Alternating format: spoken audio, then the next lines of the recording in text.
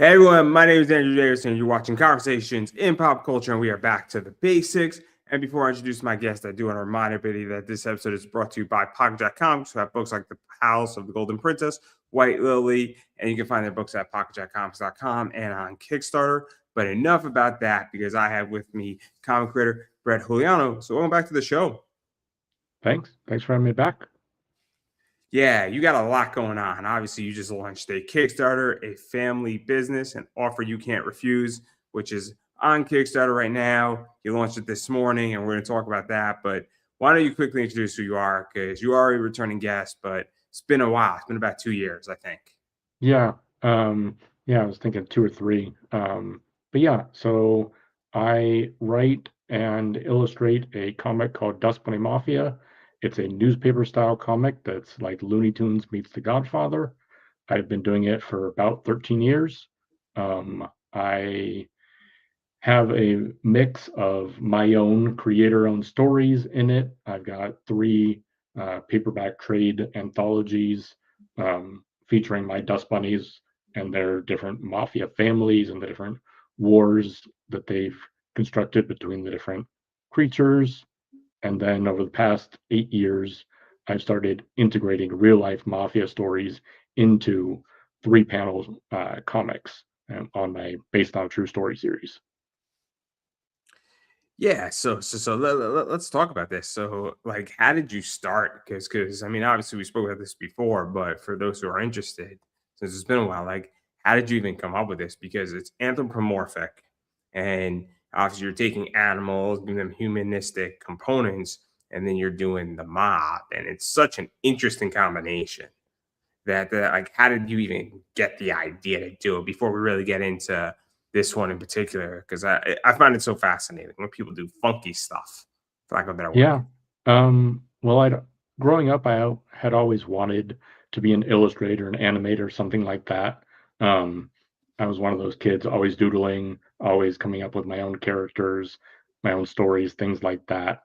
Um, but it was always just a hobby and kind of a passion of mine, but never something I pursued academically or took real classes for and trained in. So I kind of just kept doing my hobby on the side. And then when I got my first real job after school, I was sitting in traffic in downtown LA, 3 hours on my commute home, and I saw DBM on a license plate. And I was like, ooh, Dust Bunny Mafia, because this was the age of pre-cell phones with like at least in the respect of no one not everyone had them as prolifically as nowadays and even the past like 10 years. So I saw a DBM on a license plate. I thought of Dust Bunny Mafia. And then by the time I had gotten home a couple hours later, I had kind of formulated the idea of the original like six Dust Bunny Mafia characters, what kind of roles they played in the family.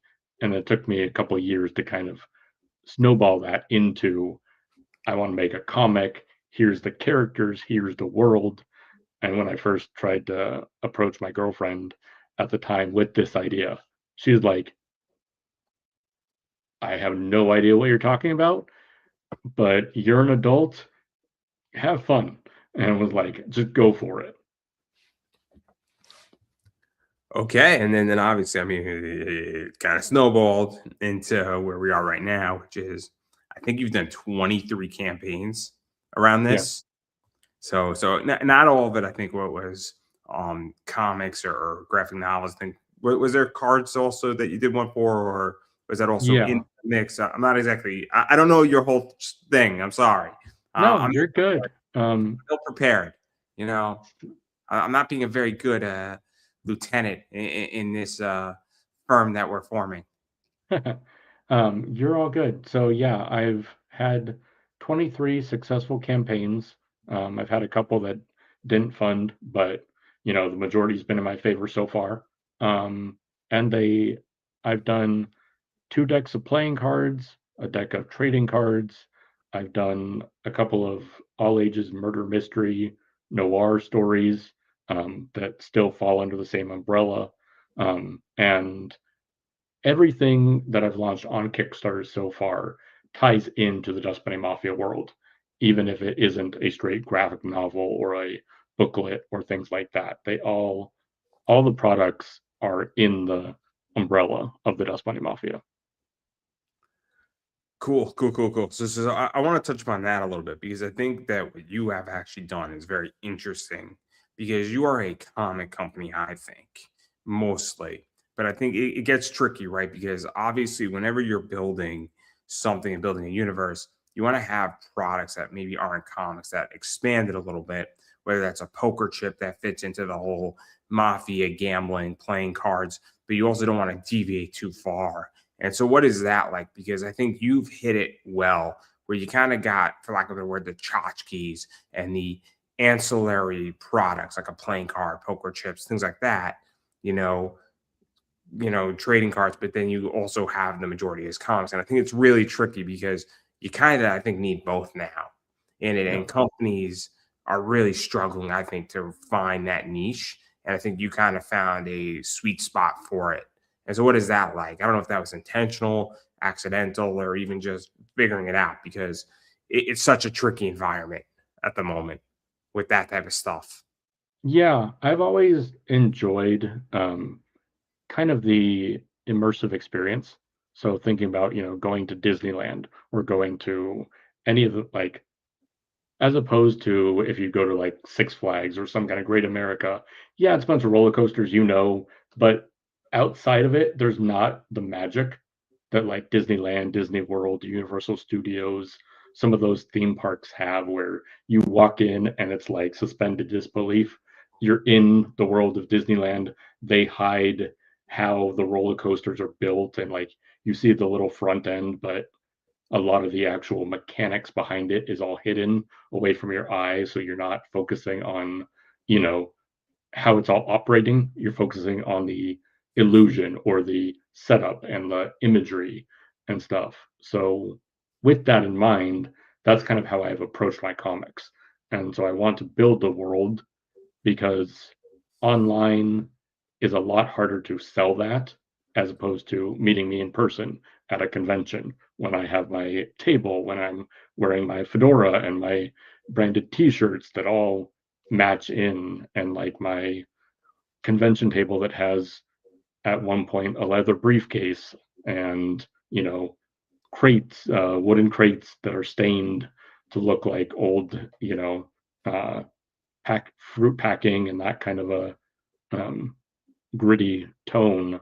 Um, and so I just really enjoy kind of the intersection of trying to make this world really feel real, um, as Did opposed to you just, also feel because this is where I think you've hit it really well because obviously the comic stuff is the main engine. But when you get a deck of cards in there and when you get trading cards and then you throw some poker chips in there and things like that, which is what you've done, you've done two, sets of playing cards and a set of trading cards. I think there's something to be said where great people who like this want more than just a comic because that's yeah, really the trick I feel is that because ancillary products can fail and can do great and they're tough because you have to build that audience and you have to find those super fans, but it works, right? And, yeah, and I don't know how to explain that because I've seen it fail. And I haven't necessarily seen it fail with, on Kickstarter, but I've seen it fail with big companies, right? Like there gets a point where like you're no longer selling the comic, you're selling a beer koozie with your character on it. And so that's why I find this so interesting when you've done the playing cards and you did, the trading cards and some other stuff, and then you still have the main product like that. That's what I think is so interesting because you just hit it on the nail, and you're really a good example of how to do that well. yeah. I always want to keep the main thing. So like if I know that this is about a book or it's about a deck of playing cards, I don't want anything else that I build, as fun as it may be or as exciting, to take away from it. So I always want to have things that kind of position themselves as oh, this is a great addition to it. So like when I did playing cards, and I've done this over a couple of campaigns, I will do a memorabilia box. and I will build them out to be kind of a blend of real life mafia history and my comics. And so I will basically I will take a reused cigar box and I will find decks of playing cards that used to be in casinos, or I will find, you know, deck dice that have been, retired, and I will package them up in, you know, little coin tubes and then put them in with you know different boxes and stuff, and I'll try and blend it, but I want to make sure that it accentuates, you know, the playing cards, so it's like blending the two as opposed to, this is just some junk that I found at garage sales. I'm going to throw it together and be like, all right, now it's your junk to deal with, not mine. Fair enough, fair enough. And then obviously we're going to circle back to that and just creating good experiences because you used the word immersive experience, but I want to really get into this Kickstarter because you know we kind of have a concept of what Dust Bunny Mafia is and everything that's going on. But what is this Kickstarter focusing on? Because it does have a particular, I guess, theme might be a good word to use. So, what is the basic theme of this one? Because we're dealing with some particular gangsters, some particular stories going on, and what could people kind of expect out of this one? Because 23 in, I don't know how many more gangster stories there are. So with family business, this is a culmination of my based on a true story booklet series so far. I've done 6 mini booklets, and where I take the real life mobster stories, adapt them, and then give some history. And so each page is a snapshot into, a mobster's life. And I try to both do the big level guys, so I'll have stories from Capone and Luciano and, Bugsy Siegel and Gotti and stuff like that. But I have a huge library of material in my basement of true crime books, a bunch of podcasts that I follow, a bunch of other true crime authors that I've become friends with. Um, and I'm always getting, inspiration. And so I will also find really deep cuts of mafia knowledge and trivia that I want to incorporate, because I've always felt that truth is stranger than fiction. And there's so many good stories out there. And I feel like, especially when I was in high school and growing up, the history books and the teachers didn't talk about crime, or if they did, it was like at least mafia crime. They would touch about it in Prohibition. Here's a little snippet of Capone, and that's it. And it's like nothing else really got talked about. And there's so much American history that's tied to the mafia and just the way that certain things developed, even the way governments treated things and ruled things, um, that it's fascinating. And a lot of the history that's been out there, at least, um, going back 15, 20 years ago and further, didn't seem to make it as interesting, especially with the criminal aspect. Let's get into it a little bit because obviously we got Mad Dog Cal is in a story, Jack Leg Diamonds is in a story, there's some rules of the mob is in play, a lot of smuggling about whiskey is in this book, partnerships, betrayals, murder, issues between gangsters wanting to kill each other and trusting each other. Some other stuff's going on. So there's a lot of that. And so like what is this like? Because you kind of mentioned that, you want to do the big guys and you need to do the big guys because everybody knows Capone.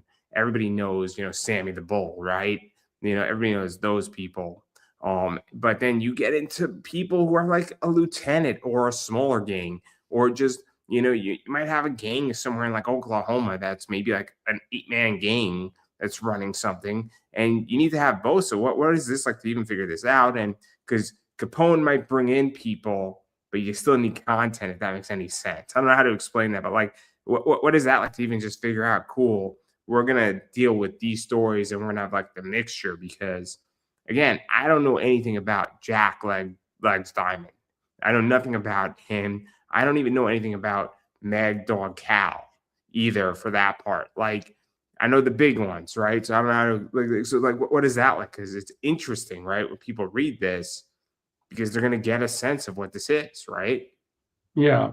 So I want it to be, um, I've had a couple of comics, little mini booklets where I'll do like all Chicago stories or all LA and Vegas because they were tied together pretty well.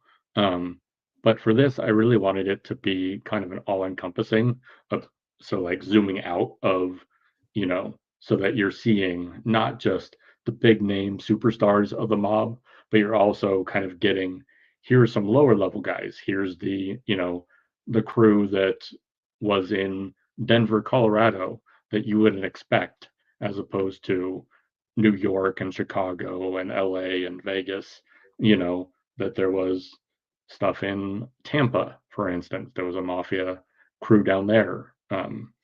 And so I really want it to be kind of just an educational kind of platform of it. But I want it to be um, not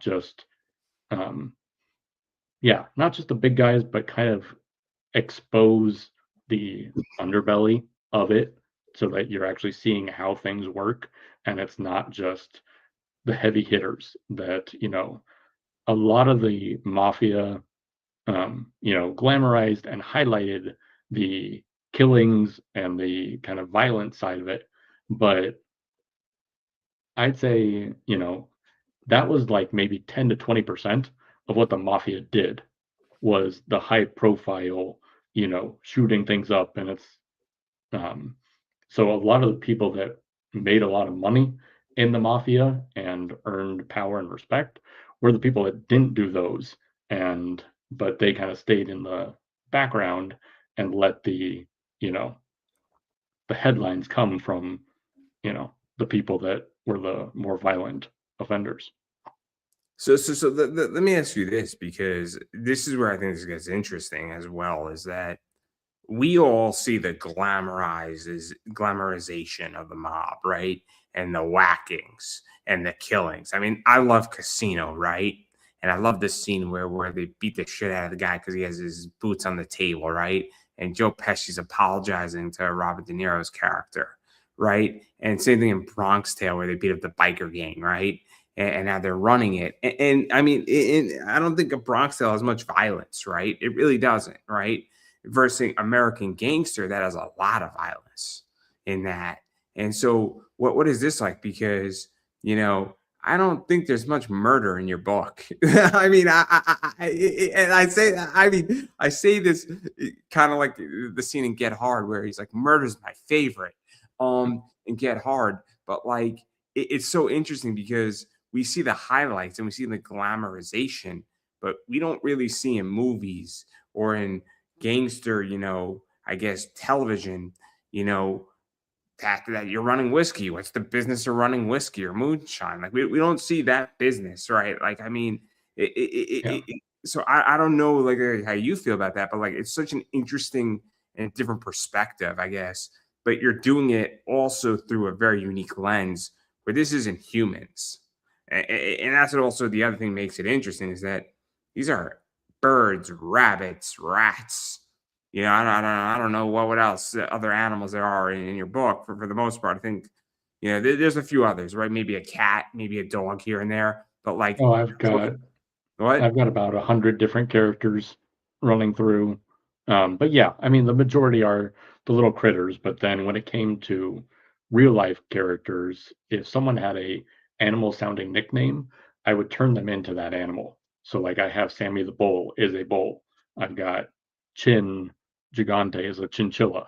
And but um, yeah, it's been fun. Kind of originally, um, the idea with the based on a true story and integrating these simply came from me picking up a cheap, you know, bargain section book called Five Families that was all about the founding of the New York Mafia. Um, and I was reading it while I was commuting to work, and because there were times where I was taking the train in and I would work on my laptop with my comics, but there were some days where the trains backed up and I couldn't work on my laptop, and so I had to bring a book because I had to stand. And so I was reading this history of the New York Mafia families, and I'm like, these are fascinating. I have to work some of these into my stories. And so it was the comic came first, and then it was weaving in the real life history into it, and it just made sense. It clicked.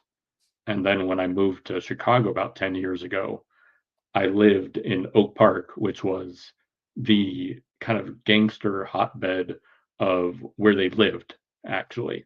So there's a lot of, so it's the first suburb outside of the city limits of Chicago on the west side. And Oak Park, River Forest, Forest Park are three little villages.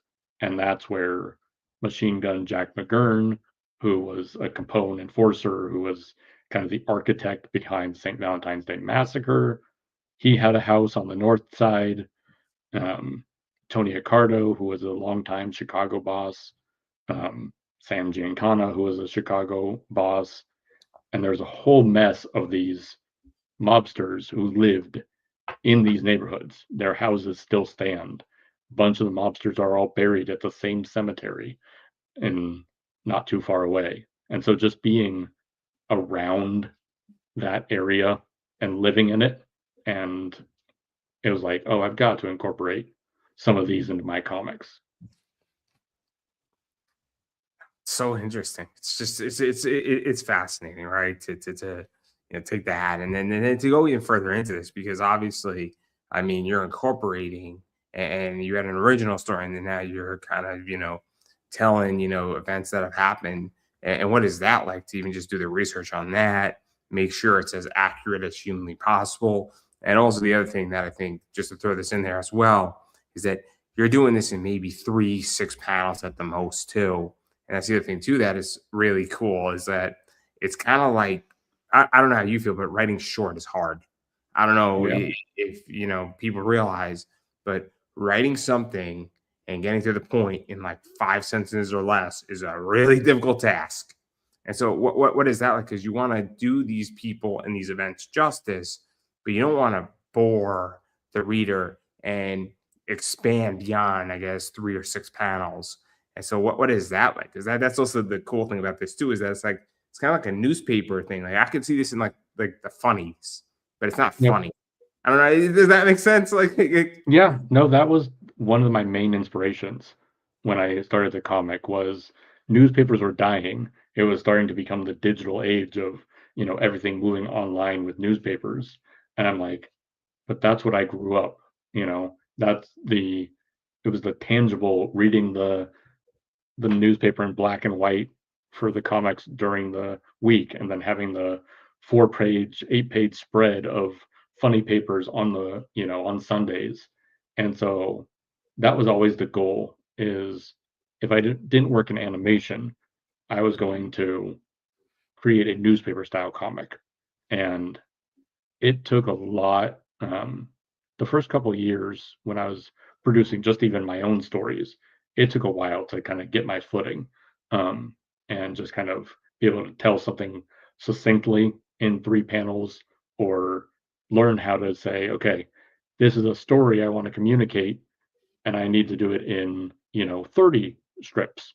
How am I going to do that? How do I have, set up, hook, punch, and have kind of a 3-step format, um, and use that to not only make each comic standalone, but also move the story along. um, and it took me a long time to actually branch out and do some more traditional uh, comic stories in which they were even 4 8-page stories that are more full length because I was so used to the format of 3 panels, of 6 panels. And so it actually was a mindset shift for me to break out of how do I tell this in not 3 panels? How do I tell it in not 6 panels? So I kind of had the reverse of like what most, you know, comic artists and writers do. So to go even further into that though, because obviously when you're doing a 3 panel arc, I mean, there's a lot of advantages, especially if you do it in a funny type style or the newspaper type style, where you can break it out. It's almost like a webtoon in a lot of ways, also. Yeah. So like that's the other thing that's really interesting is that, because to me, there's so much, I guess, monetization that could happen with this. Because you could take it and you could legitly publish all this in a book. You could probably put it on the internet once every week. And I forget the comic. I was in a book club, right? And one of the things that I was I can't think of off the top of my head here, but I was obviously, once a month, and it was like a gangster type comic, and it was absolutely fascinating what they did with it. So I mean, I'm just like, because that to me is just, it's so perfect, right, to do it that way. So I find it fascinating, right?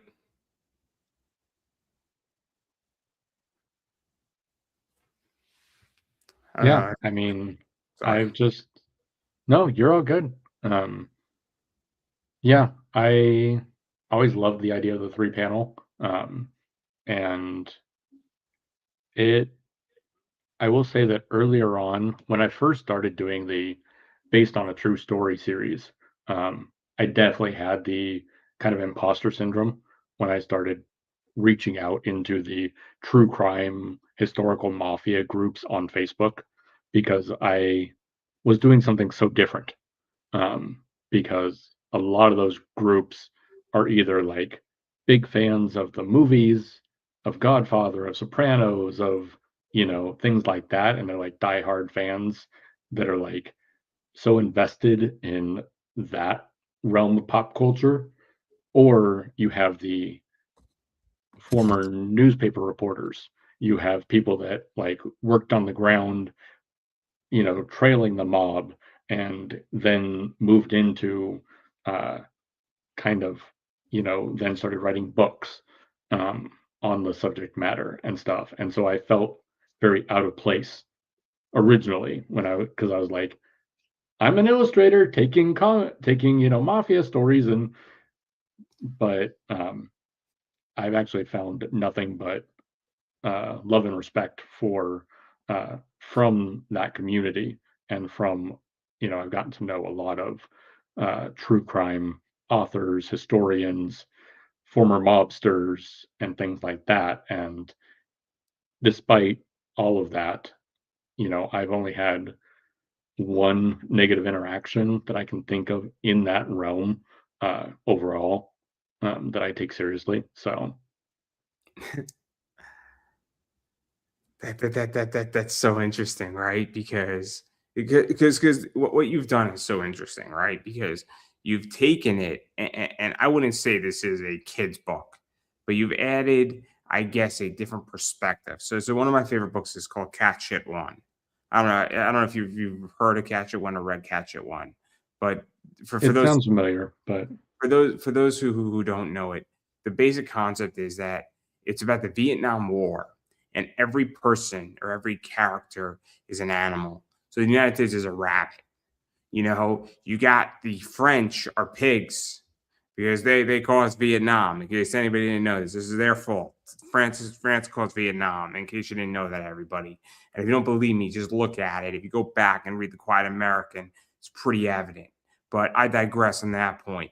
But then you got like all these different entities being animals, right? And it's one of the first books that did it. And Mouse is another one that really is mhm, also anthropomorphic, and it provides a whole different perspective on what it is, because whatever animal you use, they have characteristics, and then you're taking it and you're just creating an interesting visual. And I find it so interesting that you know you were concerned, but I think people want different, right? I think at this point in the game, in comics, and even 5 years ago, you need different because everybody's doing the same shit and it gets boring Yeah. after a while. I'm sorry. Like, if I go into a comic store and all the covers look the same, it's like, why do I want to buy any of this? I need something that says, bam, this is different. Even if it's a complete piece of shit and it's badly drawn and it stands out than the rest of them, I'm gonna probably pick up that book because it's different than the rest of them. And so like that's what I think is so interesting, right? And I'm curious how you feel because there's a million gangster movies, TV shows, books, and you're the only one that's doing it with animals. Yeah. Um, I- Going back, you know, the closest that were some, you know, short Bugs Bunny clips where he would, you know, meet Bugsy and, some other characters. And then at one time, the Animaniacs, they had some, they had one spoof that was the Goodfellas, and they were the Goodfellas as pigeons. Um, but yeah, there wasn't anything long term that kind of did this anthropomorphic mobster story. Um, and I just am really happy with uh, kind of how it's all turned out. To be honest, I was not expecting it. It was not something where um, a lot of comic people will tell you, a lot of pros will be like, don't start with your magnum opus right away when you're starting in comics. Don't have your space opera or, as your first introduction into, making comics and into the genre.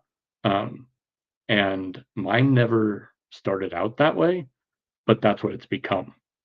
And I don't have any interest in leaving it at the current time.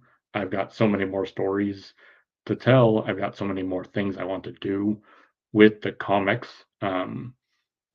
and different iterations of it. Um, but I kind of stumbled into it being my big thing that I'm known for. Um, and it's been a nice way, especially the past couple of years, doing the based on a true story, going to shows in Chicago, doing, you know, adapting stories from podcasts and getting to know the hosts and the different authors and adapting little comics for them.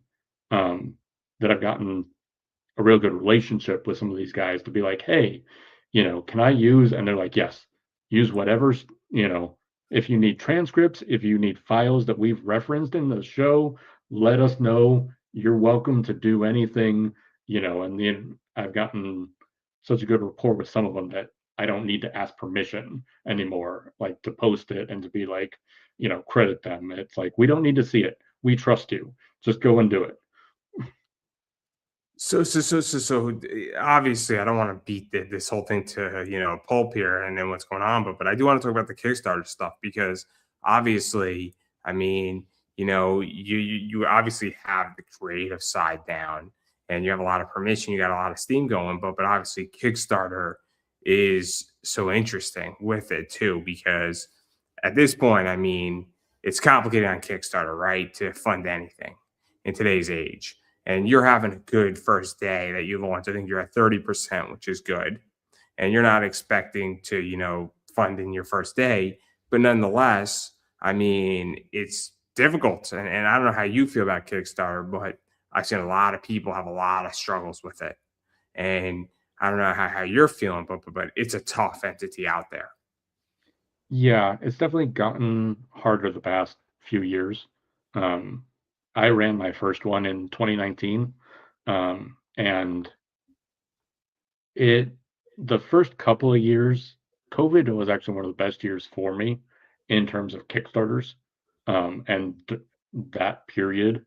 But I'd have to say after like 2023, I feel like so many people kind of jumped on Kickstarter and BackerKit and Indiegogo and the million other crowdfunding platforms that got spun up, that there's almost so much bloat in the industry in those spaces that, yeah, it's a whole lot harder to get get things funded, get the same things that used to work, you know, 3 or 4 years ago, no longer. Um, Let's talk about this a little bit because I found a lot of challenges on Kickstarter, right? I think that there is a big issue between safe for work covers, non-safe for work covers. I think a bunch of people are trying to figure out, hey, how do I fund my book? And tits and ass sell to a degree, but I don't yeah, think that they create value anymore as they used to. I actually think that there is very little value actually created out of tits and ass. I think they fund your book. I think nude covers get people excited, make people happy, whatever it is. You could charge a premium for it, but I don't foresee.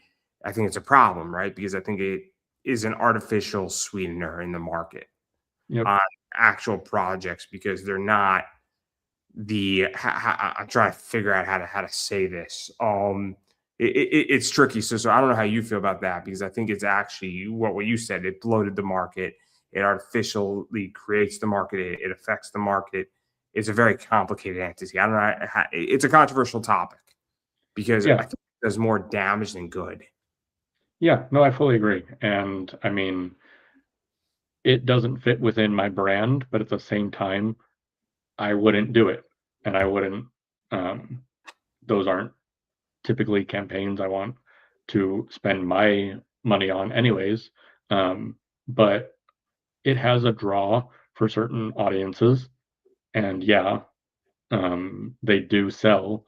But at the same time, I also think you don't need, you know, 10 covers, 10 different variant covers for one 40-page comic, maybe, or and half of them are censored and half are uncensored, and so it's Because I mean, we could get into the economics of it. I mean, I don't know how many people are profitable on a Kickstarter, and I don't know what the profitable margin is. And I have no problem talking about this, in which people give me shit for this, saying I don't know what the hell I'm talking about. But newsflash, I kind of do, because this is just business. Because what I think is going on is that I think people are trying to get attention, and I think they're ultimately trying to figure out how do I get the most attention, because that's what the name of Kickstarter is now. Is how much attention can I get on my book, which you hope translates down to backers and funding and all of that. But that's part of the problem, right? And so, like, because I think it's a gigantic attention problem that's going on in Kickstarter, and I don't know what, because it's so complicated now. I don't know how you feel, but that's how I view it. And I'll be honest, I mean, I'm kind of all put from it, to be quite clear, where I haven't really backed many Kickstarters because I feel like they're all the same and there's just too much. yeah, And it's oversaturated, to be honest. yep, yeah, I agree, 100%. So I think that's one of the biggest issues with campaigns right now. And then I think it goes even further where it's just like, you know, it's also where we get to these other issues that are also occurring where printing is an issue still, I think. I don't know how you feel about printing, but I think printing is an issue. I'm curious how you feel about that because I don't know what that circumstance looks like anymore.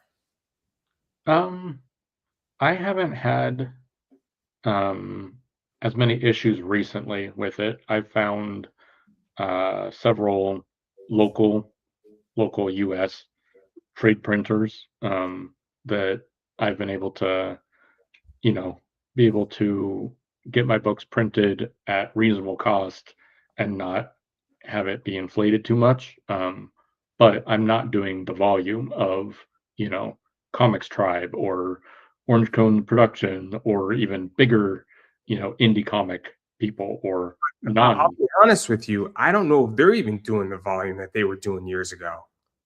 I don't think that Orange Cone or Comics Tribe, to be honest, is doing the volume they were doing 3 4 years ago. I don't because and the reason why I say this is that I think the market has changed. Yeah, And so I think actually, and I'm not, I don't know what their volume looks like, but I mean, there's so much more competitors now in this space. I mean, you have companies like Bad Bug, you have Ethereal, you have Stupid Little Monkey. I mean, the list goes on and on and on. And there's only so much money. I mean, I don't know how you feel, but I have a budget every month, right? I can't Yep. be spending 2 grand on comics every month on Kickstarter. Oh And, yeah. and so, like, this is why I bring up the issue of printing because I don't know if those people are doing the same volume, right? That they were doing because there's more competitors in the marketplace now. And we talk about Yeah. the code and we talk about the oversaturation. I mean, I think this is like I don't know, like the Big Bang happened, right? And energy is being pumped out all the way, and it's like when you have so much saturation, everything gets gutted, and there's no bloat, there's no gluttony. It's quite everybody gets thinner. I don't know how to explain that. Like that's why I bring up the question is that I think it's a real issue with printing because there's less volume. I feel from what I see. Yeah. And it doesn't help that non-indie creators have joined the platform.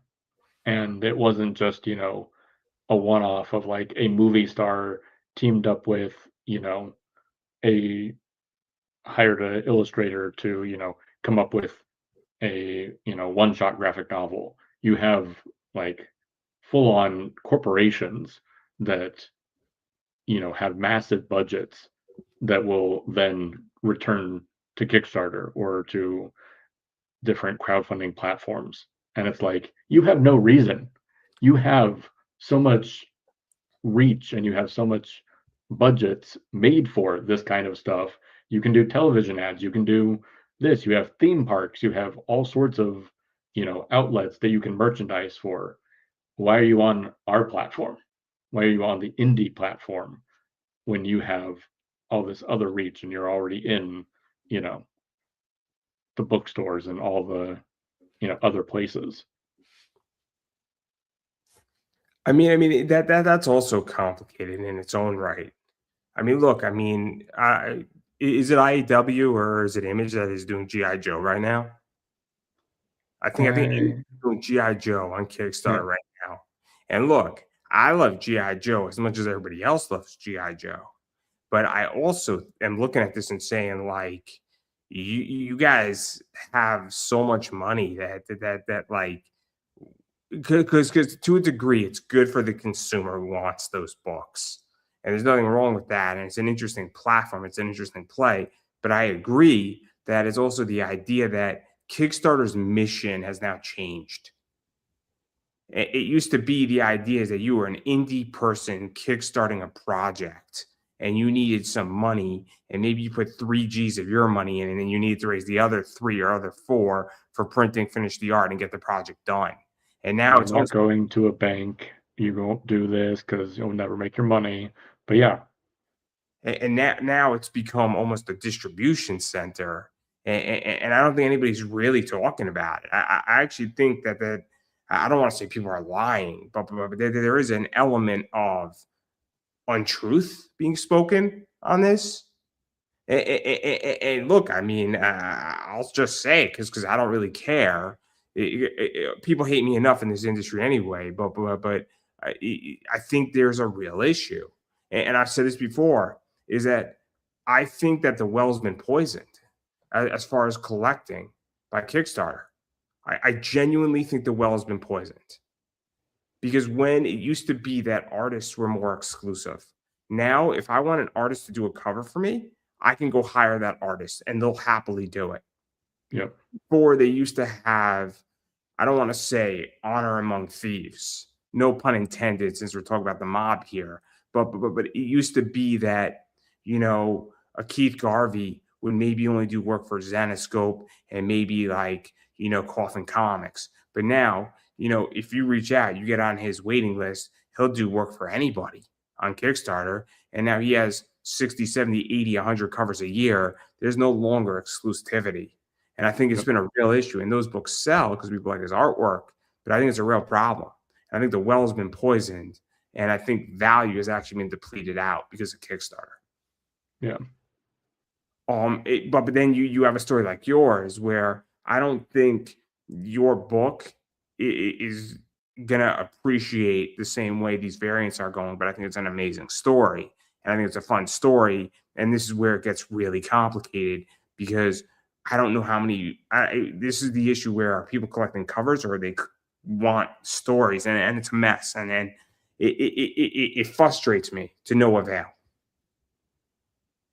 Yeah, I learned early on that I think it was my third issue of Based on a True Story that I just did 3 covers. I had mine and I had 2 guest artists. And so I had 2 variants, and it was very clear that, like, I had very small numbers of people wanting to buy the variants. And so I'm like, "All right." That was and I didn't spend a ton of money, but at the time, I spent enough money that it was like I was hiring kind of outside of my budget for it. Um, and at least my followers and the people I've reached so far, um, they like the variant covers, but not in the point that they're going to be the traditional collectors of, you know, that they're used to buying, every cover that comes out of a certain issue. And so my audience tends to be, we want the book, or we want, the extras. We want these things that elevate, that are the premium things that aren't the comic premium things. They like the books. They like, you know, I've had people ask me if I can make a hardcover version at some point. And yes, that would be amazing to do. Not inside my budget right now. And so I know they would like those things, but I also know that if I can work with a local businessman to uh, create an engraved flask that has a cool mobster quote that ties into it, they'll be like, "Give me the flask over, give me another cover of the book." It's interesting because you're talking about knowing your audience, right? And I think I don't know. I think it's really, really crucial to know who your ideal customer is and what they want, when they want it, how they want it. And I think that, you know, if you go slow and you know your customer, you should do all right in business on that front. But also, Kickstarter is a really brutal business. Um, I mean, it's just horrible. I ran a Kickstarter; it was horrible. I don't ever want to do that again. Don't ever want to do that again. I mean, oh, it's just bad. But I want to go further into this because I also think that there is a misconception on Kickstarter that Kickstarter is the start and the end at the same time. Hmm. Because I think Kickstarter is just the beginning. Hence the point you're supposed to kick start it. Um, and I emphasize the kick and the start of it purposely. Because I think there is direct sales afterwards. I think there's conventions. And so, I mean, and then cons are a nightmare. I mean, table costs are horrific. They just keep going up.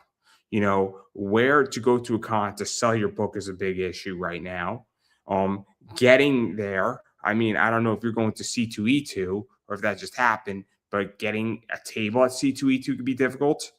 Oh yeah. Waitlisting on cons, where you're located at a convention, selling at a con, competing with celebrities. I mean, I don't know how you feel about all this, but I think this is all problematic. Oh yeah. I've lived in Chicago for 10 years. I've attended C2E2 every year except the COVID time. And so I think this will be my 8th year because it's coming up this weekend.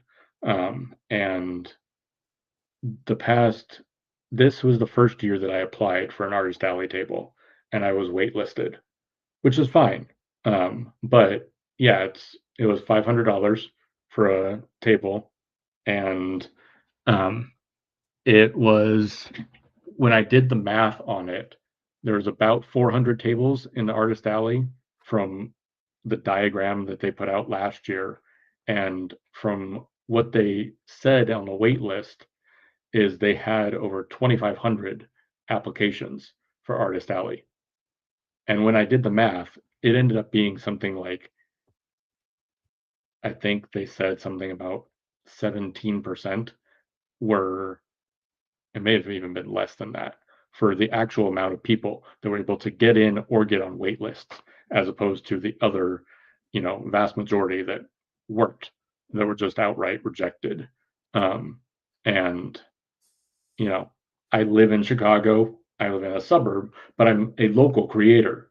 It's not like I'm trying to come in from even out of state or, So, you so know, let's break this down a little bit on the economics. So it's $500 for a table. Let's say you get your table for 500. Because there's a point here that I'm trying to make. You live in Chicago, so you're gonna have to commute to the con back and forth. You're not gonna stay in a hotel. yep, You know, relatively, you might have to. You're not gonna have to worry about breakfast or dinner. You might have to figure out lunch. So that's gonna cost you a certain amount of money. You might have to commute 4 times, or because you're gonna pack up on a Sunday, but you might set up on a Thursday. So whatever that's gonna look like, whether you're gonna park there or whatever, or you're gonna train there, it doesn't matter, right? That's gonna cost you money. But then you still yep, need to have product. So to break even, you got to make two G's yep. pretty much. And then, I mean, this is what everybody forgets. And with rising costs, and also, I mean, when do you find out that you get your table if you were to go, right? Like, do you find out a week before? Because if you find out a week before, you don't have any merch, defeats the purpose. Oh yeah, I know I've got friends that say they found out last week or this week that, you know, and it's like you get put on a wait list and I never got taken off of it. And so, which I'm okay with this year, because I actually am now a part of the National Cartoonist Society, and they have booth, a vendor booth, and I'm actually going to be at C2E2 under their umbrella.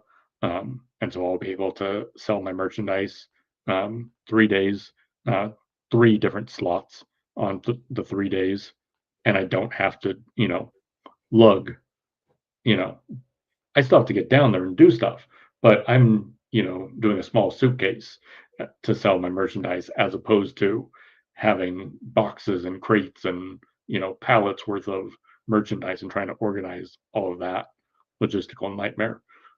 Because the reason why I bring this up is that I don't think it's so simple, right? Because it's like you got to manage a lot of stuff here, and I think this is where this is getting really really complicated with this because it's like how do you? Because great, you fund a Kickstarter, and let's say that you break even on your Kickstarter of all the art and the printing and everything, and you pay all your artists and you're good to go. I mean, you got to make money on your book, right? And this is where I think this gets and conventions and C2E2. I mean, 500 isn't terrible, but like you look at something like New York Comic Con. I don't know what MegaCon costs, but I would imagine it's expensive, and Hmm. that's assuming you need one table. What if you Yes. need two tables? What if you need a whole four tables? I mean, there are people who And need what a if you're not local? What if you have to fly there? What if you have to stay and eat all your meals and everything else? because this is where I think it gets so complicated, right? And this is why I have the question. This is why I don't want to do a comic, right? This is the whole reason why, because I look at the numbers. I say, how the hell do you make any amount of money doing this? Like I have no idea how you do it. I've genuinely looked at this, and I know people who have a lot of debt on their business, and I'm like, I don't get it, and it confuses me. It confuses me so much, and it just seems like it's getting harder and harder and harder. And I don't know how you Yeah. feel, but like, I mean, I, I don't know if you feel like it's easier, harder, because, and then on top of that, just to throw even a bigger monkey wrench into this, the economy is just dog shit right now. Yeah, the economy's not been great. I definitely scaled back last year on the number of shows that I did in person because it was so terrible. Um, and it just wasn't.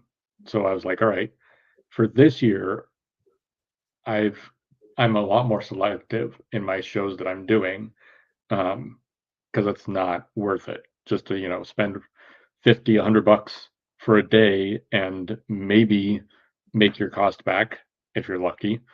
Um, and then, or, if you don't make anything back, you just wasted how much, time and energy and planning and, the money as well. Um, but yeah, I guess my saving grace is the fact that I'm pretty much a one-man operation, is that I write the comic, I draw the comic, I publish it, I lay out the books, so I can, my debt is relatively small in compared to a lot of other people, um, that have to work with, that have a whole team to produce their comics. Um, and so like I do everything except for, printing the physical books or the merchandise, but everything ships to me and then I pack everything. I ship everything. I make sure, I'm doing the quality control to make sure that a whiskey glass is not going to break going to Australia.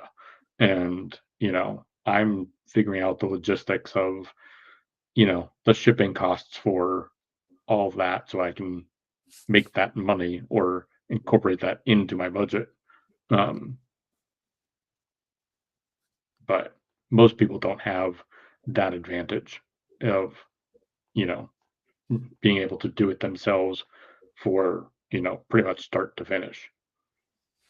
No, no, no. I get it. I get it completely. I mean, it's a real advantage to be able to, be the writer, the artist, to letter it, or even if you can't letter or you can't ink it or you can't color it, but for the most part, you can do the majority of it. Every dollar you save is helpful. So that is a massive advantage. But the reason why I bring all this up is that my experience right now and what I'm seeing is that I just think because it goes to the point where I think this entire industry right now is just like it baffles me. It's my position because I look at the expenditure and I'm not optimistic on it, right? Like I think it's so hard to create and so hard to fund. And I think distribution is a nightmare. And I don't think that I think indie distribution is a nightmare. And I think, we look at Lunar Diamond, that whole circumstance. That's a mess. And people say, oh, you're not DC Comics. It absolutely affects indie. DC getting screwed, Marvel getting screwed, a lot of companies getting screwed, Dynamite getting screwed. It affects indie because if those companies are also really pushed and lost millions of dollars, that cost us to come from somewhere. They're running a lot more Kickstarters. We look at companies like Dynamite and we look at companies like Zenoscope and we look at other companies that were with Diamond. They're running a lot of campaigns because they lost money with distribution and that cuts into your bank. So, I Yep. mean, it's so just, I'm very, very, very negative and very pessimistic on this. And I don't think this is going to get better. I think it's going to get far worse. Yeah, that's why I'm trying to use Kickstarter as a tool to, like you said, to kickstart the comic and get things into at least my initial backers' hands, and then be more, like I said, selective with the conventions and the shows and the things that I'm doing. Like C2E2, I think I've got 3 different comic or like library type events that I'm doing this year, and the rest of them I'm focusing on art fairs or literary fests or branching out into different things that are not typical for my brand to be at, because it's a way to pivot and to not, oversaturate and be like another comic. Let me ask you this. So I like relatively cheap events and I like free events, right? And I think that there's even if the audience is less, I think a free event is much better because you're not spending money. So if a library is gonna give you a table and there's 50 people there, but they're not charging for the table, any sale you make, it's only time that it's costing you. Yep, 100%. And so I think that and so if you make 10 sales and maybe you made $100 and you spent, 4 hours there, it's $100 that just cost you your time. And I Yep. think that that's the other thing too, but also there's readers there probably more than there are collectors. And Yep. you're not competing against a massive celebrity who is gonna, I guess, $120 for an autograph. Yep. 100%. So, I mean, it's whatever. I'm always just curious what people think. So that's what I think.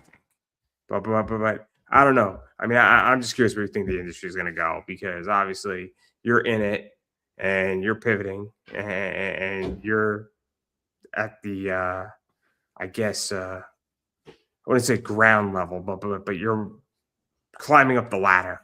Yeah. No, there's a lot of ceiling and a lot of rungs on the ladder left for me to climb. And so, yeah, I don't see it getting better anytime soon with convention costs and all the things we've talked about. Um, but that's why, pivoting, and I'm also trying, especially to lean in to this more uh, with these based on a true story comics, try and branch out into the historical mafia area. Um, the way that I've befriended some of these authors and different podcast hosts, try and last year, I was able to attend a mob summit that they held in Las Vegas. For it was a 1 day event, and they brought in these former mobsters, and they had one of the um, curators and kind of the main spokespeople for the mob museum in Vegas came out and actually interviewed these different mobsters, and I was able to go out and set up a table and kind of sell my merchandise at that event. And so I'm just trying to kind of use this unique kind of situation that I've formed with my comics to kind of elevate in that realm. See, well, that's cool. That's wild. But again, all I'm gonna say is just don't get whacked, right? That's part of the game, right? Not to get whacked, not to upset the wrong person, you don't want to, because you could be a made man, but some of them end up in rivers. Um, Yeah, luckily I've been fortunate that a lot of the even former uh, like I said earlier, there's only been one instance that I've felt uncomfortable with sharing my comics, or had a bad taste in my mouth when it came to someone that with the true crime history stuff. So far I've been pretty fortunate and have gotten actually some really good responses from some people that have been in the life, both on the police side and the other side. So they they don't want any trouble anymore. So I like how you're so careful. I like how you're just so careful about it. Like,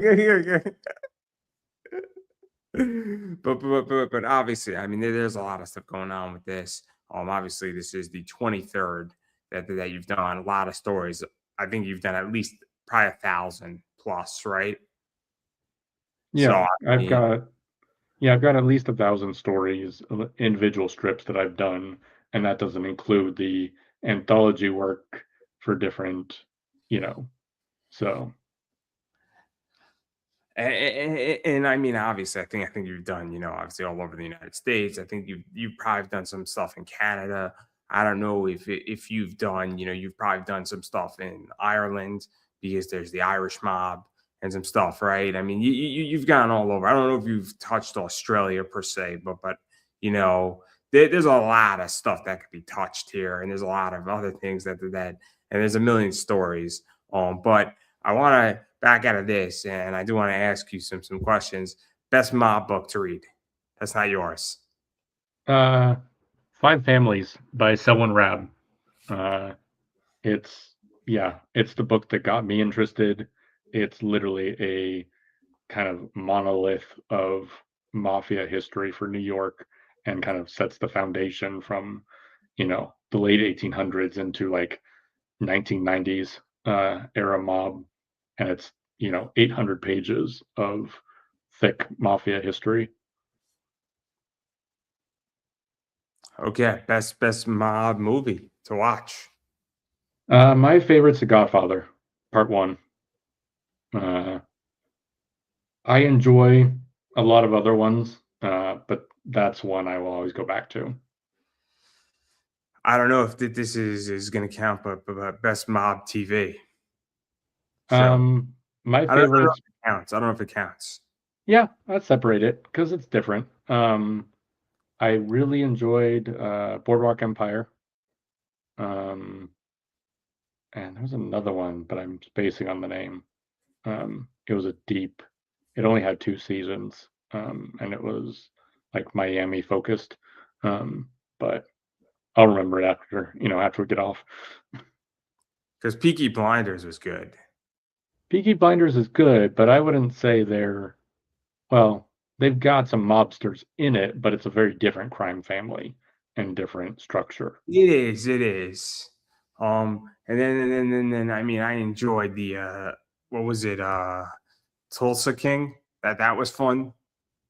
But that's just a wild one. That's just a wild one. And then Yeah. um, and then what is your favorite mob podcast? Probably Crime. Gangland Wire by Gary Jenkins. He is a former Kansas City intelligence unit detective that he retired, became a lawyer, and then now does this true crime podcast.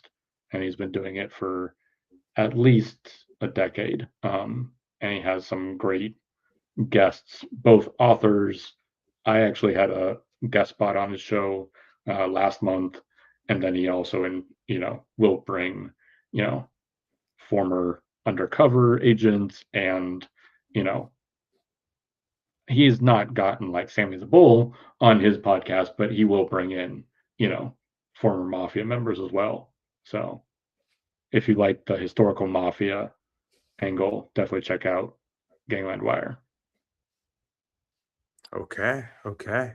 And then obviously I want to give you a chance to self promote yourself. So where can people find you, bother you, hit you up, check out the Kickstarter, social media, check out anything you've been a part of, anything you're doing, all that fun stuff. Yeah, so basically just Google Dust Bunny Mafia if you're not following me already. Um, the Kickstarter for Family Business, an offer you can't refuse, um, collects over close to 250 comics based on real life mobster stories. Um, it's running until April 14th, I believe, and I will have some late pledges available, assuming it funds. Um, and then, yeah, I'm on Facebook, Instagram, Twitter, X, Threads, LinkedIn. I've got a small YouTube channel where I've started posting some mafia clips and some history.